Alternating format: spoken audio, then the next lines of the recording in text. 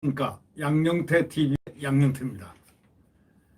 오늘은 1월 14일입니다. 며칠 전에 말이죠.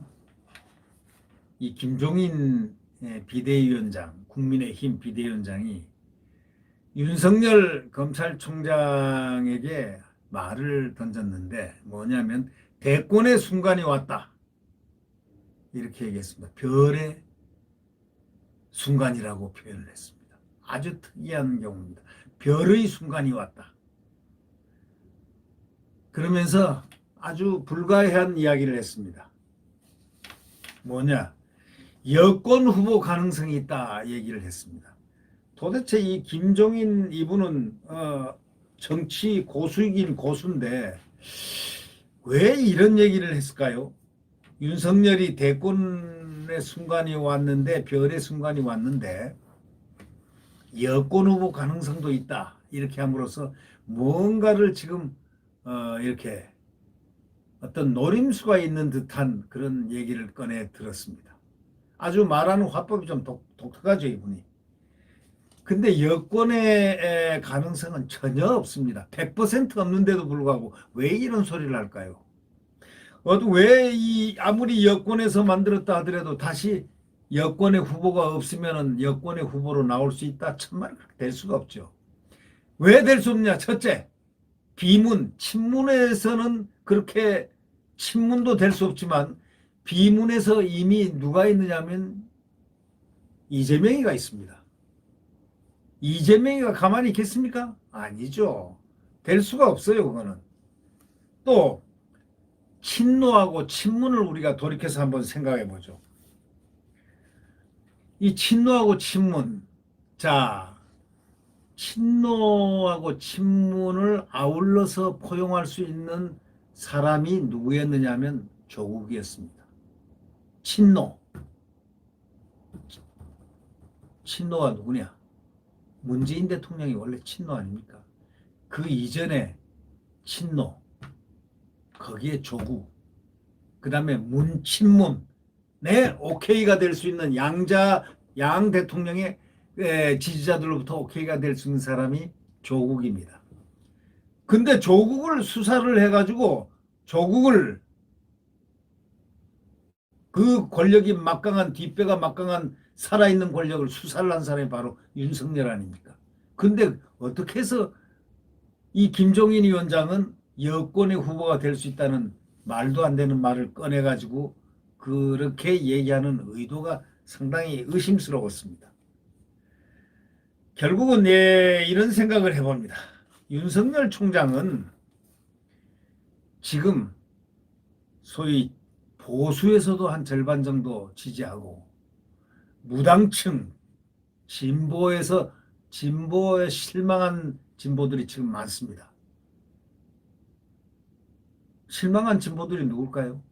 우선 진중권 교수라든가 이런 부분들 쉽게 얘기하면 홍세화 씨라든가 무슨 강준만 교수라든가 또는 최장집 교수라든가 이 거의 모든 진보 학자자 진보계의 가장 원로들이 전부 다 손들고 문정권을 지금 비판하고 있습니다. 그런 유의 그런 진보의 이 정권에 아주 실망하고 좌절한 사람들이 전부 다 엄청 많은데 이 사람들이 벌써 윤석열 총장을 밀고 있습니다. 윤석열 총장의 그 지지 세력은 상당히 제가 생각할 때는 이 범주가 넓습니다.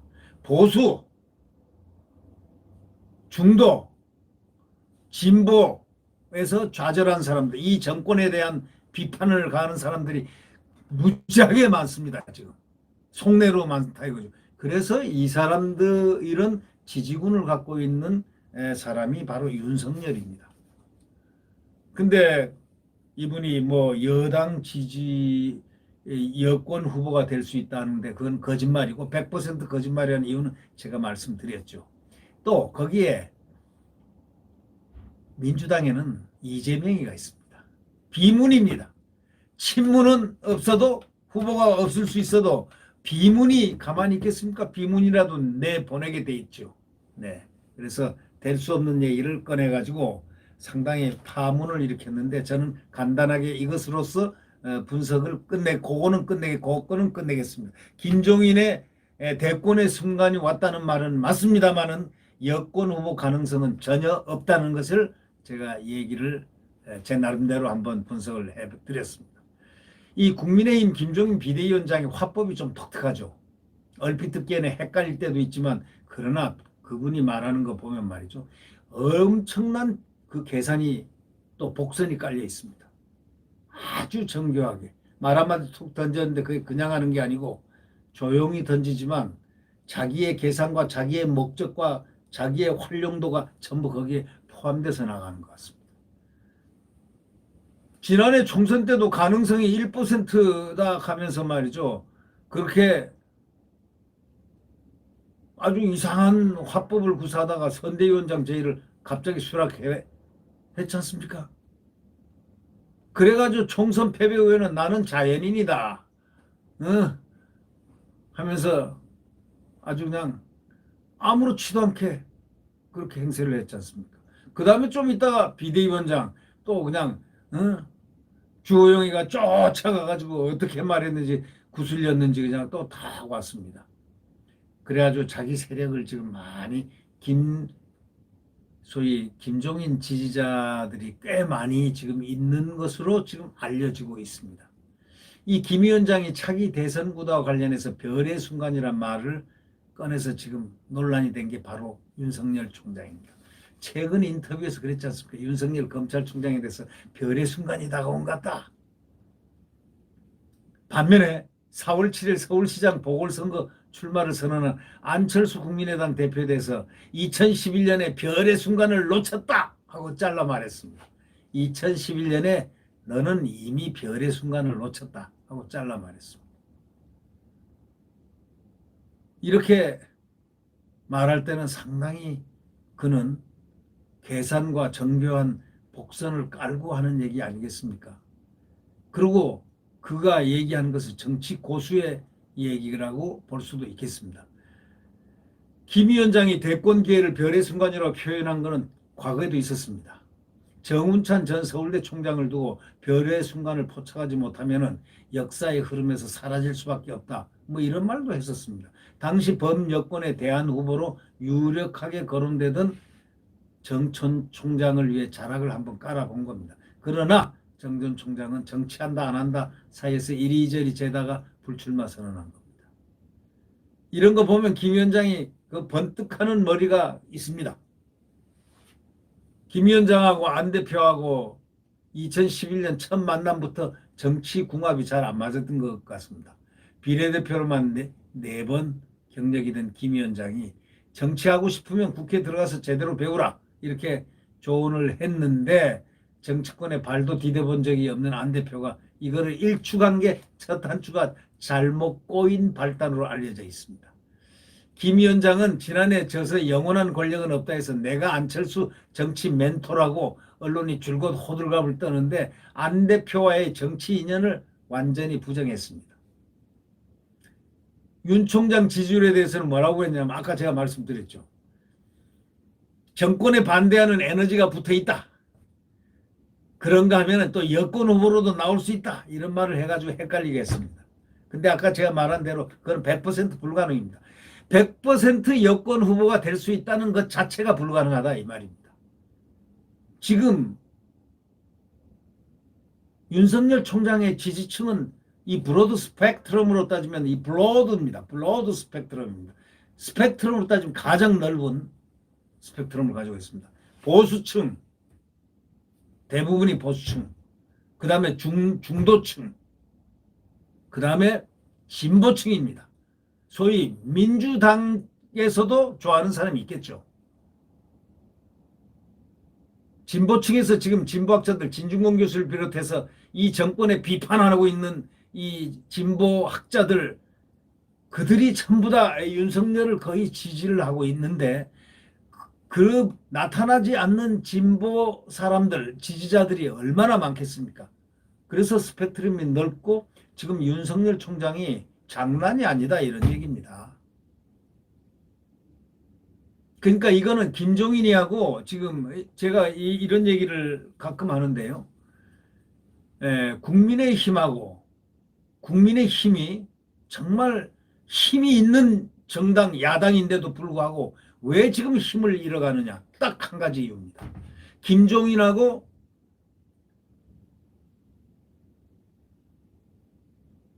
원내대표 주호영 원내대표의 리더십이 아주 특이한 리더십입니다. 이 포용의 리더십이 아니고 광역의 리더십이 아닙니다. 대선 후보를 길러야 되는데 대선 후보를 기르지 않았다는 겁니다. 서울시장 후보조차도 안 길렀지 않습니까? 30대 경제하는 사람, 경영하는 사람, 40대 뭐 이러면서 풍만 던지고 이 주사위만 던지고 누군가를 기르는 사람이 없었습니다. 지금 당내 인재가 많죠. 예를 제가 꼭 들 때마다 홍준표 씨를 드는데 홍준표 씨, 저는 홍준표 면식도 없는 사람입니다. 그럼에도 불구하고 홍준표 씨가 제일 가능성이 높았다고 저는 방송에서도 저는 뭐 구독자가 빠져나가든 어쩌든 많이 빠져나갔죠. 이 말을 했다고. 이제는 안 빠져나갑니다. 이 홍준표를 얘기하면은 구독자가 확확 빠져나가요. 왜? 다른 지지자들이니까 그러겠죠. 근데 왜 홍준표를 제가 얘기를 하느냐? 이유가 있습니다. 가능성 있는 사람을 여기다 데려다 놔가지고 주자로서 키워야 됩니다. 오세훈도 지금 밖에 있는데 국회의원 떨어졌지만 끌어다 놓고 뭔가 당직을 맡겨서 활성을 시켜서 주자로서 뛰게끔 해줘야 됩니다. 나경원도 마찬가지입니다. 이런 사람들을 원희룡도 제주지사지만 중앙부대에서 뭔가 활성화할 수 있도록 뭔가 액티비티를 부여하는 그런 것이 있어야 됩니다. 근데 그런 걸 전혀 하지 않습니다. 이 국민의힘 두 지도자는 그러니까 결국 지금 대권 후보 지금 보십시오. 홍준표 왜 홍준표를 가서 모시고라도 와서 당에 데려놓고 당의 외연을 확대하고 야성이 강한 사람을 데려다 놓고 나중에 대선 주자로 키워야 되는 거 아닙니까? 홍준표가 과거에 문재인하고 붙어서 2등한 사람입니다. 그때 안철수가 아니었다면 유승민 아니었다면 안철수와 유승민만 아니었다면 그 사람들이 오케이만 했으면 아주 백전백승하는 근데 다 서로가 독불 장군들이 잘났다고 하다가 보니까 홍준표가 표차가 제일 많이 났습니다. 2등 했습니다. 홍준표는 잠재력이 큰 사람이었습니다. 왜? 파이터, 싸울 줄 아는 사람이니까. 근데 이 정권은 이렇게 가혹하게 정말 자유민주주의를 갖다가 타파를 하고 있는데 여기에 야성이 깊은 사람이 와서 좀 견제하고 두들겨 맞고 패고 이렇게 돼야 되는 사람이 있어야 되는데 아무도 없지 않습니까? 주호영이요? 주호영이는 말만 그러고 뭐 했습니까? 뭘 얻어냈습니까? 그래 놓고 한다는 얘기가 매일 하는 소리가 우리가 사람이 표가 적어도 투혼을 뭘 했느냐, 투쟁을. 단식 한 번 했습니까? 뭐 했습니까? 국민들에게 알렸습니까? 뭐 했습니까? 아무것도 안 했죠. 오히려 정광훈 목사한테 막 욕을 하고 정광훈 목사는 그래도 그 사람이 뭐 정권을 잡으려고 그랬겠습니까? 나라를 위해서 애국투쟁을 한 걸 오히려 고맙게 생각해야 되는데 막 하고 코로나 뭐 어쩌고 저쩌고 오히려 정부 이중대가 돼가지고 소리나 찔러대고 말이죠. 그래서 결국은 국민의 힘이 빠진 겁니다. 리더십이 있는 사람들을 데려와야죠. 그래서 저는 줄기차게 홍준표 윤상현 빨리 데려와라. 그리고 저기 다 데려와라 했는데 두 사람은 들어왔고 이 두 사람을 지금 모시고라도 들어오게 해야 되는데 그러질 않고 있다. 이거는 이 지금 지도부의 큰 문제다. 지금 그래서 이런저런 생각할 때 만약에 홍준표가 크고 여기 야당에서 국민의힘에서 야당 크면은 나중에 야권 단일화해서 윤 총장하고 같이 레이스를 걸어서 그 여론조사를 한다든가 뭘 해가지고 같이 뭐 된 사람이 되면은 여론조사 경선이든 국민 경선이든 자기들이 다 정해가지고 둘이가 합치해가지고 하면은 그러면 대한민국이 자유 대한민국을 빨리 획득할 수 있다. 100% 획득할 수 있다. 그런 차원에서 제가 그런 얘기를 많이 드렸는데 지금 이분들은 뭐 대선 주자에 대해서 걱정 안 하고 서울시장도 걱정 안 하는 모양입니다. 서울시장도 만들어줘야 되고 당에서 진짜 협력을 해야 됩니다. 이번에 서울시장 빼앗기거나 부산시장, 서울시장 두 군데 다 부산시장보다 이 서울시장 빼앗기면요 끝납니다. 그래서 안철수한테도 서로 감정을 상하지 않으면서 서로 한 사람을 내보내는 이런 단일화를 꼭 이루어야 되겠습니다. 야권 단일화. 이게 안 되면 절대로 아무것도 될 수 없다. 아주 필사의 신념으로 야권 단일화를 꼭 해야 되기를 바라지 않습니다. 이 김종인 대표, 김종인 비대위원장이 윤석열은 대권의 순간이 왔다, 별의 순간이 왔다 하지만 여권 후보 가능성이 있다 이렇게 얘기했지만 여권 후보 가능성 전혀 없습니다. 야권 후보의 가능성은 있습니다. 그는 정치를 한다고 표현한 적이 한 번도 없습니다. 그러나 운명적으로 그는 정치를 해야 할지도 모릅니다. 그럴 경우에 그는 반드시 과거의 반기문과 과거의 고건과 다릅니다. 이분은 1년 동안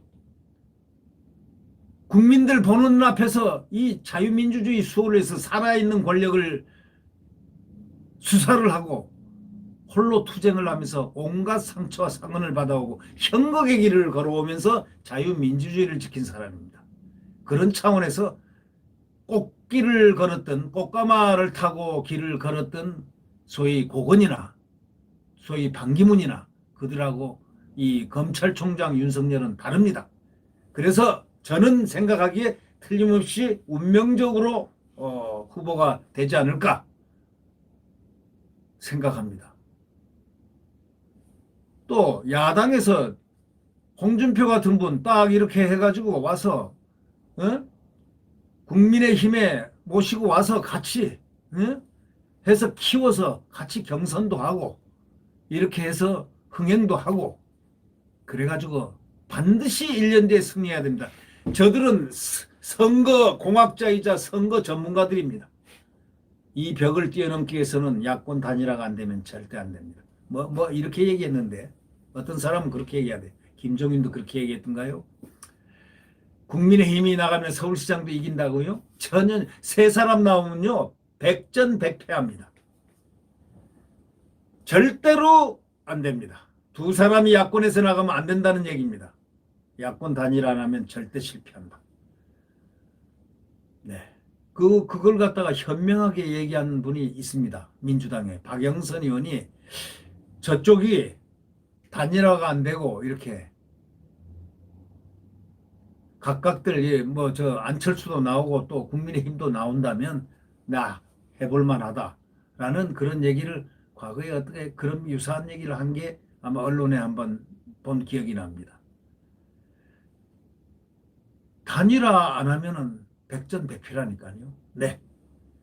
이 김종인 비대위원장이 얘기한 윤석열은 대권의 순간이 왔고 그 다음에 별의 순간이다.